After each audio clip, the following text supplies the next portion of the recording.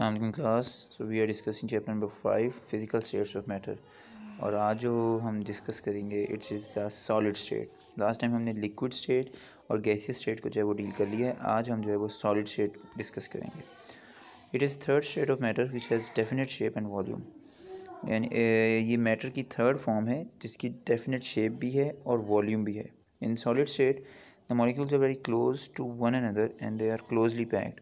Solid state में क्या होता है कि मॉलिक्यूल जो हैं काफ़ी एक दूसरे के काफ़ी क्लोजली जो है वो प्लेस्ड होते हैं, पैक्ड होते हैं।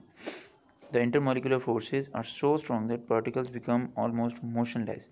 सॉलिड स्टेट के अंदर मतलब मैटर की हमने तीन स्टेट्स डिस्कस की, liquid, gas and solid.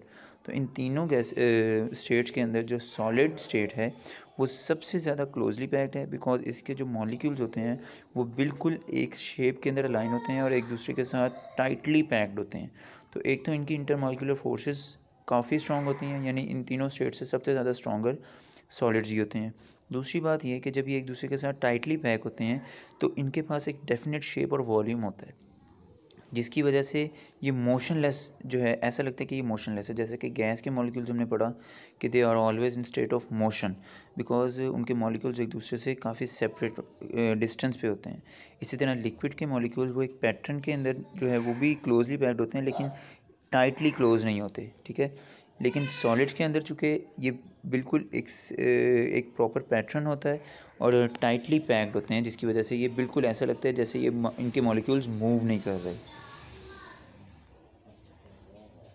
Typical properties, हमारे पास सॉलिड्स की कुछ प्रॉपर्टीज़ हैं जो कि ये बिहेव करते हैं नेचर के अंदर, जिनकी वजह से हमें डिफरेंट किस्म की इनकी प्रॉपर्टीज़ भी जो है वो मिलती हैं।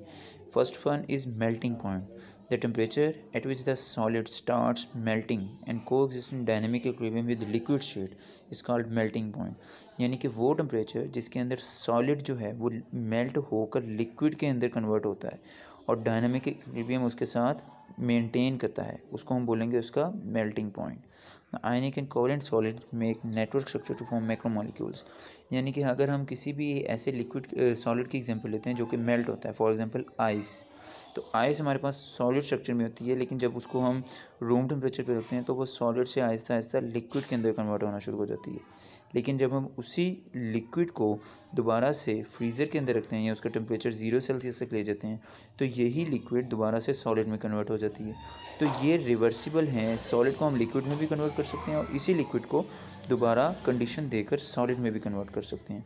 तो ये सॉलिड्स की प्रॉपर्टी है कि सॉलिड जैसे ही अपनी जो शेप है उसको डिफॉर्म होता है और उसके मॉलिक्यूल्स जो हैं वो एक दूसरे से उनकी due to change of temperature और जो उनके मॉलिक्यूल्स की जो फोर्स होती है वो थोड़ी वीक होती है, तो वो अपनी जो रिजिड स्ट्रक्चर होता है उसको छोड़ के लिक्विड फॉर्म के अंदर कन्वर्ट हो जाते हैं और ये लिक्विड स्ट्रक्चर दोबारा से एक्सटर्नल कंडीशंस को चेंज करके हम सॉलिड में भी कन्वर्ट कर सकते हैं।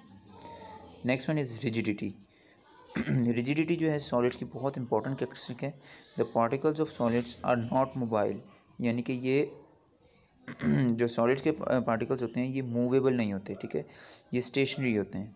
They have fix positions, therefore solids are rigid in their structure. यही वजह है कि ये मूव नहीं करते और इनकी फिक्स पोजीशंस होती हैं। इसी वजह से सॉलिड जो हैं ये लिक्विड और गैसेस से कंपैरिजन के मुताबिक रिजिड होते हैं। Density, solids are denser than liquids and gases. Obviously बात है कि सॉलिड्स के दरमियान जो इंटरमॉलिक्यूलर फोर्सेस भी होती हैं और ये डेंसर होते हैं लिक्विड्स और गैसेस से। They do not have empty spaces between their particles. जैसा कि हमने पढ़ा कि गैसेस और लिक्विड्स के अंदर एम्प्टी स्पेसेस होती हैं उनके मॉलिक्यूल्स के अंदर, लेकिन सॉलिड्स के अंदर ऐसी चीज़ नहीं होती। Therefore they have the highest densities among the 3 states of matter. यही वजह है कि लिक्विड्स की जो है वो तीनों स्टेट्स ऑफ मैटर में सबसे ज़्यादा डेंसिटी है और ये सबसे ज़्यादा स्ट्रॉन्ग इंटरमॉलिक्यूलर फोर्सेस रखते हैं। इसी वजह से जो मेल्टिंग और बॉइलिंग पॉइंट्स होते हैं ये सॉलिड्स के ज़्यादा होते हैं कि सॉलिड को जो है ये लिक्विड में कन्वर्ट करने के लिए हमें ज़्यादा टेम्परेचर चाहिए होगा, फिर उसी लिक्विड को गैस के अंदर कन्वर्ट करने में हमें टेम्परेचर चाहिए होगा। लेकिन एज़ कम्पेयर टू गैसेस उसको हम स्लाइड से टेम्परेचर देते हैं और वो जो है फ़ौरन जो है वो एक्सक्रीट आउट कर देती है सिस्टम से, और लिक्विड्स को भी जब हम टेम्परेचर देते हैं तो वो वेपर्स के अंदर कन्वर्ट होना शुरू हो जाते हैं। तो आज हमने जो है वो टिपिकल प्रॉपर्टीज़ डिस्कस की हैं सॉलिड्स की। इससे फर्दर जो है वो नेक्स्ट यहीं से स्टार्ट करेंगे।